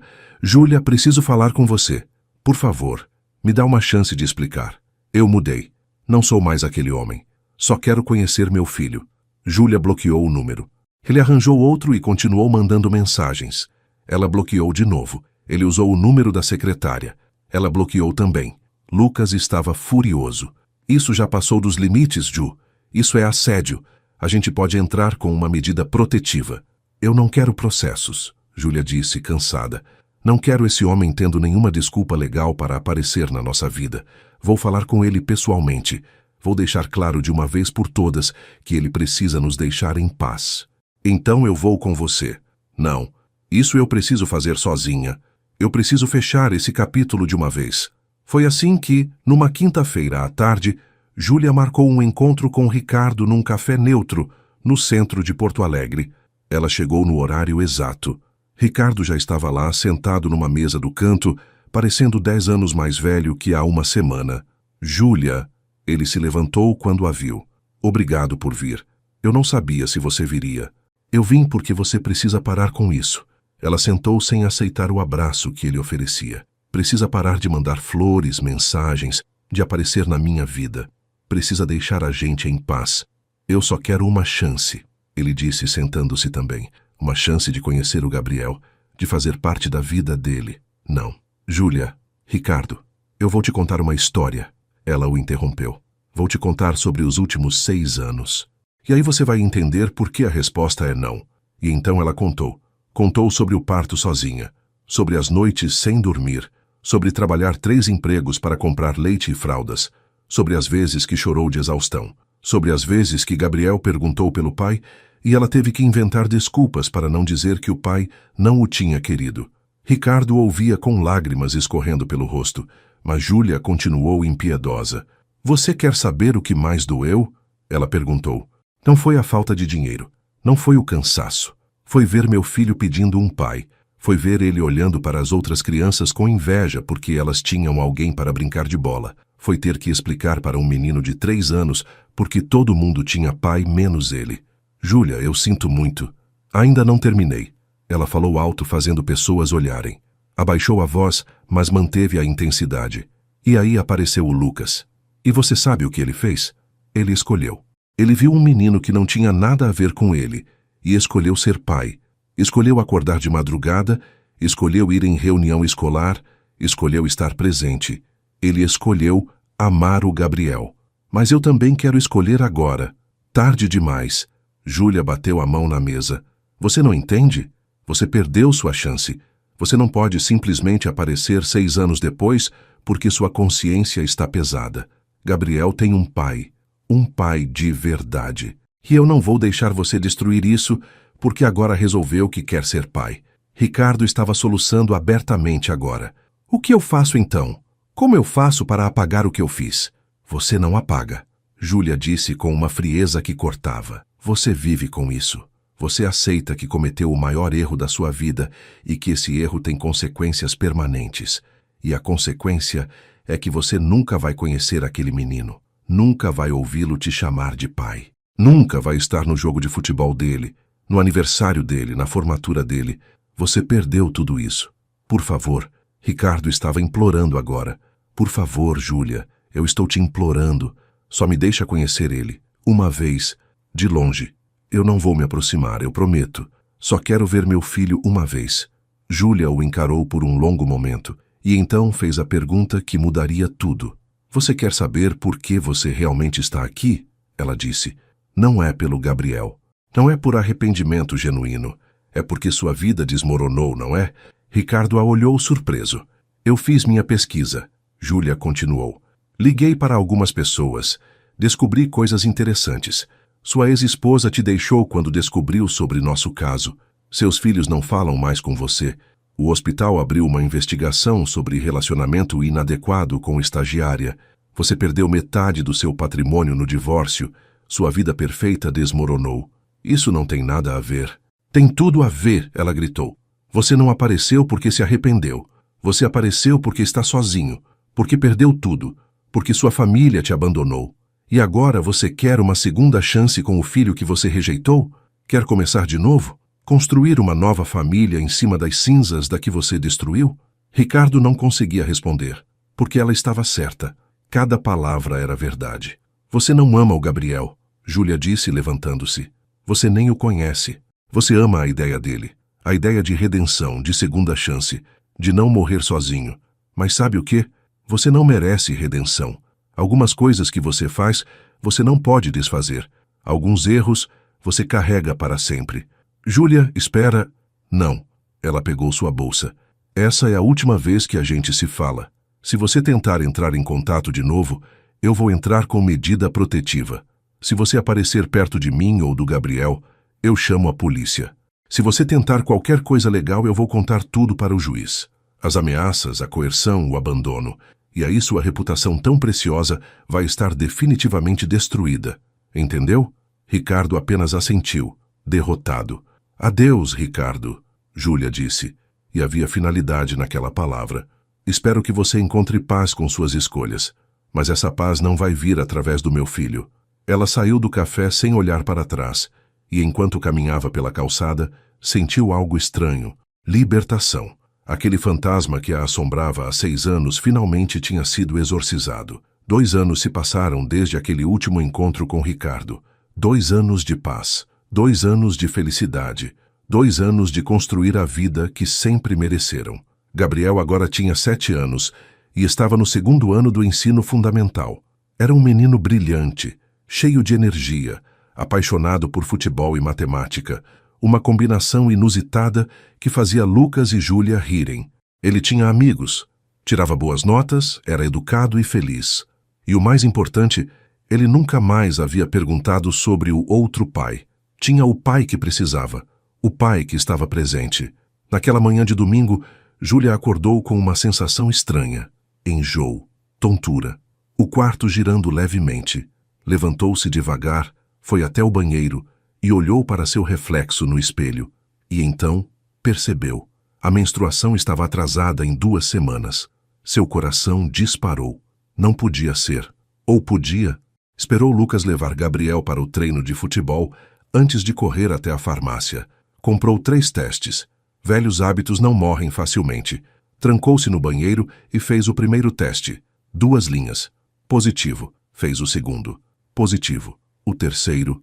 Positivo. Júlia se sentou no chão frio do banheiro, exatamente como tinha feito 7 anos atrás. Mas dessa vez estava sorrindo. Dessa vez, lágrimas de alegria escorriam pelo rosto. Dessa vez, ela não estava sozinha. Dessa vez havia um homem que a amava esperando do outro lado da porta. Um homem que havia provado dia após dia que estava presente. Quando Lucas e Gabriel voltaram do treino, ela estava na sala com uma caixa de presente pequena na mesa de centro. Ué, mãe? Gabriel entrou suado e empolgado. Quem faz aniversário? Ninguém. Ela sorriu misteriosamente. Mas eu tenho uma surpresa para vocês dois. Lucas olhou para ela, percebendo algo diferente no sorriso dela. Algo especial. Ele conhecia cada expressão daquela mulher. Gabriel abre a caixinha para o seu pai, Júlia disse. Gabriel, sempre animado com presentes, correu para a mesa e abriu a caixa. Dentro havia uma camisetinha minúscula de bebê do Grêmio e um papel com o ultrassom. Gabriel franziu a testa, confuso. Lucas pegou o papel, olhou e seu rosto se transformou completamente. Júlia, a voz dele saiu embargada. Você está grávida, ela completou, sorrindo e chorando ao mesmo tempo. 10 semanas. Vamos ter um bebê. Um bebê! Gabriel gritou. Eu vou ter um irmãozinho? Lucas atravessou a sala em 3 passos e abraçou Júlia como se ela fosse a coisa mais preciosa do mundo. Beijou seu rosto, sua testa, seus lábios, chorando abertamente. Eu te amo, ele disse entre beijos. Eu te amo tanto. Nós vamos ter um bebê. Nosso bebê. Nosso bebê. Júlia repetiu, e havia tanta felicidade naquelas palavras. Gabriel pulava ao redor dos dois. Eu quero que seja uma menina, uma irmãzinha. Eu vou ensinar ela a jogar futebol. Lucas se ajoelhou na altura do filho. E você vai ser o melhor irmão mais velho do mundo, campeão. Eu vou. Eu prometo. Vou cuidar dela para sempre. E ali, naquela sala simples, aquela família abraçada, chorando e rindo, era a prova viva de que o amor verdadeiro não tem nada a ver com biologia. Tem a ver com escolha, com presença. com compromisso. Mas os meses seguintes foram uma montanha-russa de emoções. A gravidez de Júlia foi tranquila, mas dessa vez era diferente. Dessa vez, ela não estava sozinha. Lucas ia em todas as consultas, segurava sua mão durante os ultrassons, montou o berço com Gabriel ajudando, mas atrapalhando, mas com muito amor. O ultrassom morfológico confirmou. Era uma menina, Sofia. Eles escolheram o nome juntos, os três votando. Gabriel queria Cristiana em homenagem ao Cristiano Ronaldo, mas foi democraticamente vencido. Sofia Ferreira, Lucas disse, a mão na barriga de Júlia, sentindo a bebê chutar. Nossa pequena Sofia. Ela já está chutando forte. Gabriel colocou a mão ao lado da do pai. Vai ser jogadora de futebol igual eu. Júlia ria, acariciando os cabelos dos dois homens de sua vida. Como a vida podia mudar tanto? 7 anos atrás, ela estava sozinha e apavorada. Agora, estava cercada de amor. Foi numa tarde de abril, quando Júlia estava com 36 semanas de gestação, que aconteceu algo inesperado. Ela estava no supermercado fazendo compras quando sentiu aquela sensação novamente. A sensação de estar sendo observada. Virou-se devagar e o viu. Ricardo Almeida estava parado no fim do corredor, um carrinho de compras meio vazio na frente dele. Ele estava diferente, muito mais magro, cabelo completamente grisalho agora, olheiras profundas. Parecia ter envelhecido 15 anos em 2. Os olhos dele foram direto para a barriga grávida de Júlia. Ela viu o momento em que ele processou. Ela estava grávida, de outro filho, do filho do outro homem. Por um momento, nenhum dos dois se moveu. Apenas se olharam através das prateleiras de macarrão e molho de tomate. Então Ricardo desviou o olhar primeiro, virou seu carrinho e foi embora na direção oposta, sem uma palavra. E Júlia percebeu algo importante. Ela não sentiu raiva, não sentiu mágoa, não sentiu nada além de uma leve tristeza. Não por ela, mas por ele. Por um homem que tinha deixado o medo e o egoísmo destruírem qualquer chance de felicidade. Ela colocou a mão na barriga, sentindo Sofia se mexer, e seguiu com suas compras. Algumas pessoas escolhem o amor, outras escolhem o medo, e cada um vive com as consequências de sua escolha. Sofia nasceu numa manhã ensolarada de maio, pesando 3,2 quilos, chorando forte e saudável. Lucas cortou o cordão umbilical, chorando tanto quanto a bebê. Gabriel estava na sala de espera com a vovó Marlene, e quando finalmente deixaram ele entrar para conhecer a irmã, seu rosto se iluminou de uma forma que fez todos na sala chorarem. Ela é tão pequeninha, Gabriel sussurrou tocando delicadamente a mãozinha de Sofia. Oi, Sofia, eu sou seu irmão, o Gabriel. Eu vou cuidar de você para sempre, prometo. Sofia agarrou o dedo dele, e Gabriel sorriu como se tivesse ganhado na loteria. Pai, olha, ela está segurando meu dedo. Ela já te ama, campeão, Lucas disse, um braço ao redor do filho, o outro ao redor de Júlia, que segurava a bebê. Assim como a gente ama você. Dona Marlene tirou uma foto daquele momento. Júlia olhou para a imagem depois e viu exatamente o que ela sempre soube que era possível. Uma família de verdade. Não definida por biologia ou por papel, mas definida por amor, por escolha, por presença.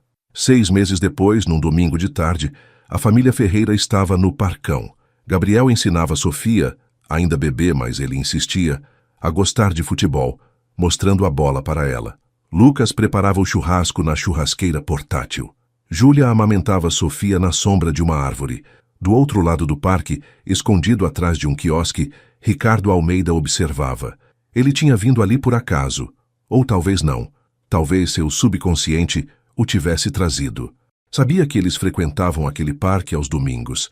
Tinha ouvido uma vez, numa daquelas mensagens desesperadas que mandava há anos e que nunca eram respondidas. Ele viu Gabriel, tão grande agora, com 7 anos, correndo atrás da bola.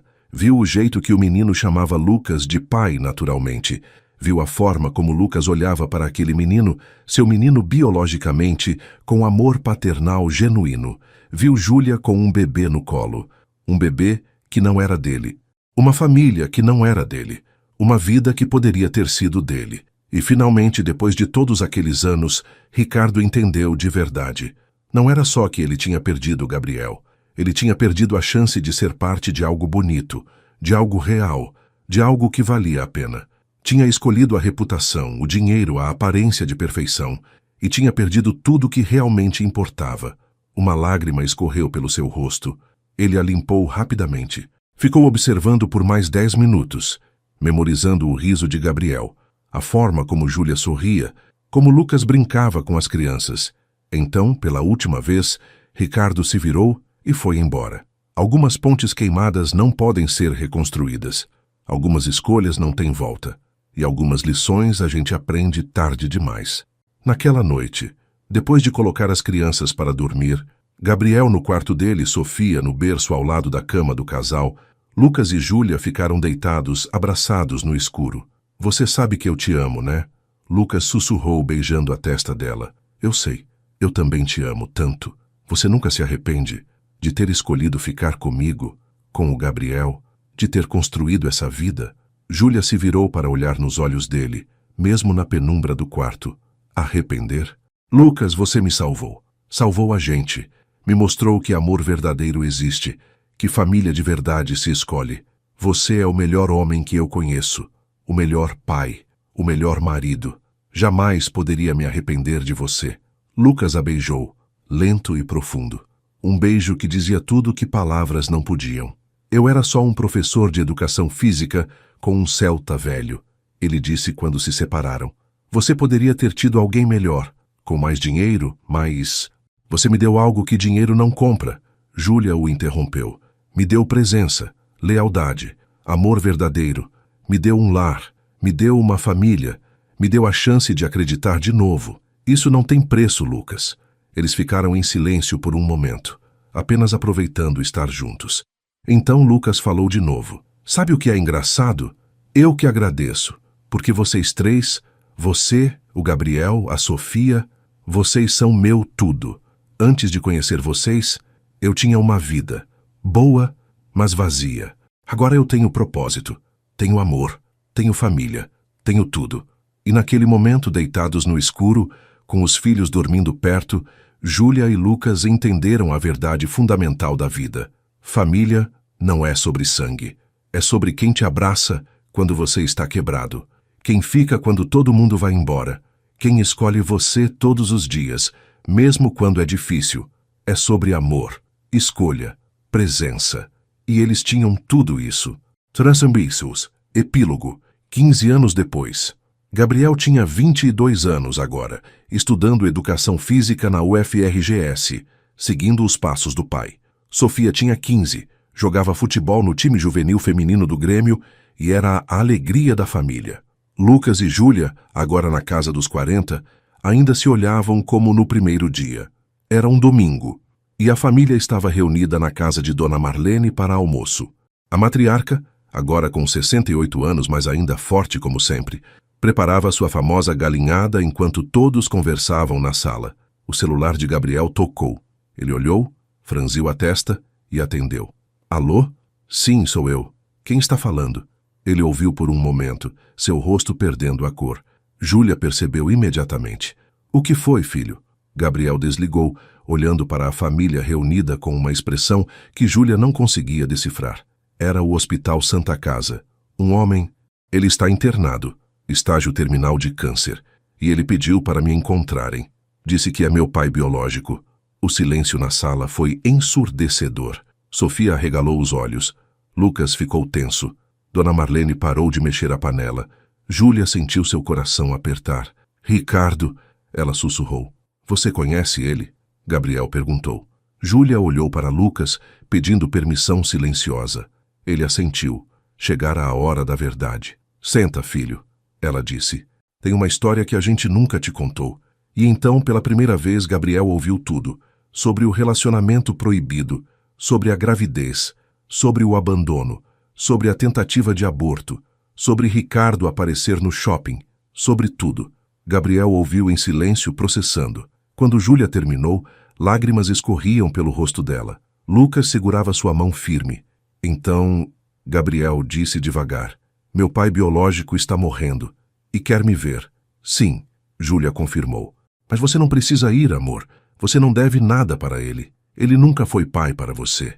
Gabriel ficou em silêncio por um longo momento. Então olhou para Lucas. Pai, O que você acha que eu devo fazer? Lucas respirou fundo. Aquela pergunta, pai, o que você acha? Vinda daquele jovem de 22 anos que ele havia criado desde os 3, ainda fazia seu coração se encher de amor. Filho, eu acho que você tem que fazer o que você achar certo. Se você quer ir, nós vamos te apoiar. Se você não quer ir, também vamos apoiar. Não existe resposta certa aqui.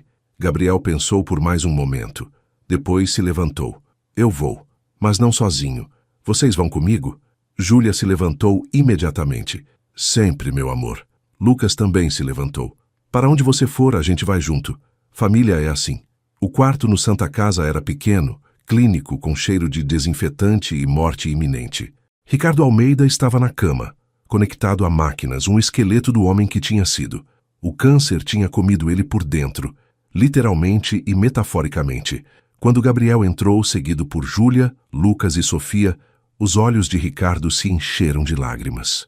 Gabriel, ele sussurrou, voz fraca. Você veio. Gabriel se aproximou da cama, olhando para aquele homem desconhecido que tinha metade de seu DNA. Ele podia ver as semelhanças, os olhos cinzentos, o formato do rosto. Mas nada mais. Esse homem era um estranho. Eu vim, Gabriel disse, mas não sei por quê. O que você quer de mim? Ricardo tossiu, o som doloroso. Eu queria te ver. Antes de morrer, queria que você soubesse que eu pensei em você. Todos os dias. Que eu me arrependo, que eu sinto muito. Ok, Gabriel disse sem emoção. Você viu. Você pediu desculpas. Mais alguma coisa? A frieza na voz do rapaz fez Ricardo fechar os olhos em dor. Você me odeia? Gabriel pensou sobre isso. Honestamente pensou. Não, ele disse finalmente. Eu não te odeio. Para odiar, eu precisaria sentir alguma coisa. Mas você é um estranho para mim. Você pode ter me feito biologicamente, mas você nunca foi meu pai. Meu pai está ali. Ele apontou para Lucas, que estava na porta com a mão na cintura de Júlia, Sofia ao lado deles. Uma unidade, uma família. Meu pai é quem me ensinou a andar de bicicleta, quem me ajudou com lição de casa, quem ficou acordado comigo quando eu tive catapora, quem me levou no meu primeiro dia de escola, quem chorou na minha formatura do ensino médio, quem está me apoiando na faculdade. Esse homem ali, ele é meu pai, em todos os sentidos que importam. Ricardo olhou para Lucas e havia inveja, arrependimento e aceitação naquele olhar. Ele disse para Lucas, voz quebrando, você fez o que eu deveria ter feito. Você amou quando eu fui covarde. Obrigado. Por ser o pai que eu não consegui ser. Lucas apenas assentiu, não havia nada a dizer. Ricardo olhou de volta para Gabriel. Eu sei que não mereço, mas você pode me perdoar. Não por mim, mas por você. Para você seguir sua vida sem esse peso. Gabriel pensou. Olhou para sua mãe, que tinha criado ele sozinha quando esse homem a abandonou. Olhou para Lucas, que tinha escolhido ser pai.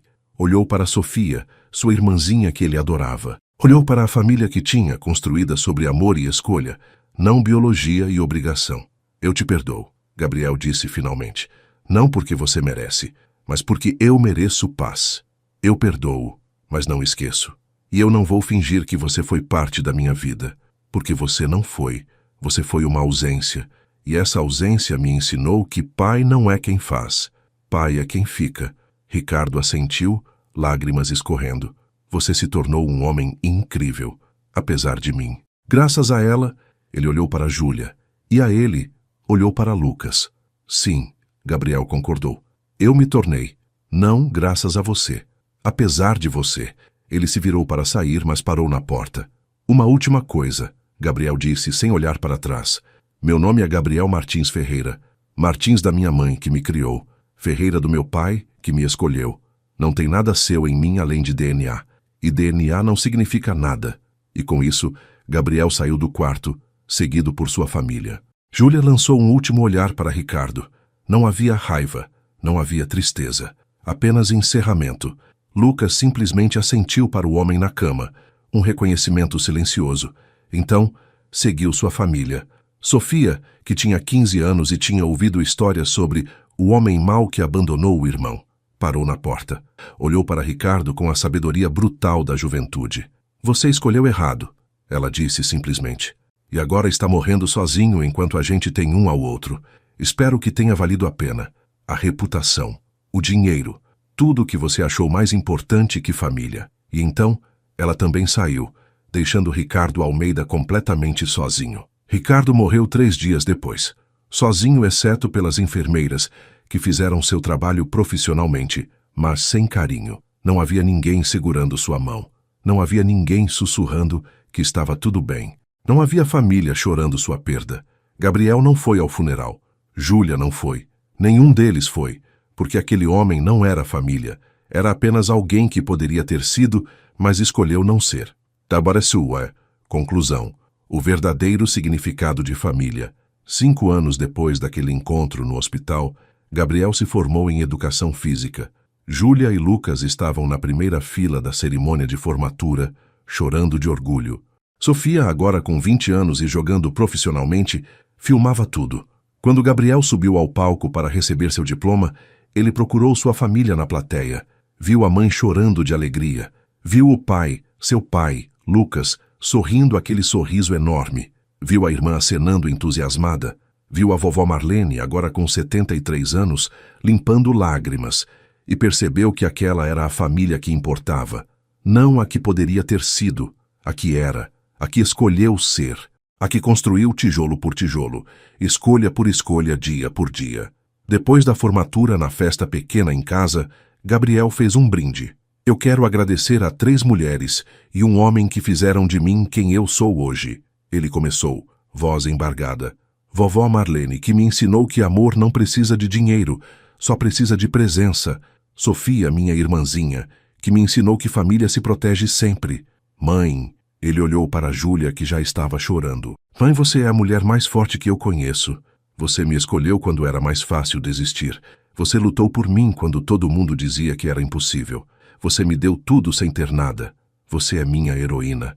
Eu te amo mais que tudo. Júlia soluçava abertamente agora. Lucas segurava sua mão. E pai? Gabriel se virou para Lucas. Pai, você não precisava de mim. Você escolheu me ter na sua vida. Escolheu me amar. Escolheu ser meu pai quando eu não era nem seu filho. Você me ensinou o que significa ser homem, ser pai, ser família. Tudo o que eu sou, tudo de bom em mim vem de você, do seu exemplo, do seu amor. Eu tenho tanta sorte de te ter como pai, e espero um dia ser metade do pai que você é. Lucas estava chorando também agora, sem vergonha. Gabriel levantou sua taça. Um brinde à família. Não a família que o destino nos deu, mas a família que escolhemos construir. A família que fica quando as coisas ficam difíceis. A família que ama incondicionalmente. A família de verdade. A família. Todos repetiram, taças erguidas, corações cheios. E naquele momento, naquela casa simples, com aquela família imperfeita, mas cheia de amor, estava a prova viva da maior verdade da vida. Família não é definida por sangue. Família é definida por quem segura sua mão nos momentos difíceis. Quem comemora suas vitórias como se fossem delas. Quem escolhe você todos os dias, mesmo quando é difícil. Quem ama não porque tem que amar, mas porque quer amar. Ricardo Almeida tinha aprendido essa lição tarde demais. Quando finalmente entendeu o que tinha perdido, não havia mais tempo para consertar. Não havia mais pontes para reconstruir. Algumas escolhas não têm volta. Algumas pontes, quando queimadas, ficam queimadas para sempre. E às vezes, quando você finalmente entende o valor do que tinha, é tarde demais. Mas Lucas Ferreira, um professor de educação física simples com um Celta velho, tinha entendido essa verdade desde o começo. Família não se faz, família se escolhe. E ele tinha escolhido Júlia e Gabriel antes mesmo deles escolherem ele de volta. E essa escolha, essa decisão de amar, de estar presente, de ser pai quando não tinha obrigação de ser, tinha criado algo mais forte que qualquer laço de sangue poderia criar. Tinha criado amor verdadeiro. Tinha criado família de verdade. E no final, isso era tudo o que importava. Mensagem final. Pai não é quem gera. Pai é quem cria, quem ama, quem está presente. É quem escolhe acordar de madrugada quando a criança está doente. Quem vai às reuniões escolares mesmo cansado. Quem ensina a andar de bicicleta com paciência infinita. Quem chora nas conquistas do filho como se fossem suas próprias. E quando você tem a chance de ser esse pai e escolhe não ser, quando escolhe reputação ao invés de responsabilidade, quando escolhe medo ao invés de amor, Quando escolhe conforto ao invés de compromisso, você perde o direito de reclamar quando, anos depois, percebe o que perdeu. Algumas escolhas não têm volta. Algumas pontes queimadas não podem ser reconstruídas. E algumas lições a gente aprende tarde demais, quando não há mais tempo para consertar, apenas para se arrepender. Mas para aqueles que escolhem o amor, que escolhem estar presentes, que escolhem ser família, para esses, cada dia é uma bênção, cada momento é um presente. E cada "eu te amo, pai", é a maior recompensa que alguém pode receber. Que possamos todos fazer escolhas que nos permitam dormir em paz, sabendo que amamos e fomos amados, que estivemos presentes quando importava, que construímos pontes ao invés de queimá-las. Porque no final, quando a vida chega ao fim, o que importa não é quanto dinheiro deixamos, nem que posição tínhamos, nem que reputação construímos. O que importa é quantas pessoas choram nossa ausência, quantas vidas tocamos com amor, quantos corações carregam nossa memória com gratidão. Ricardo morreu sozinho porque viveu sozinho, mesmo cercado de pessoas. Lucas viverá eternamente porque escolheu amar de verdade. Essa é a diferença entre existir e viver, entre ter filhos e ser pai, entre tarde demais e sempre presente.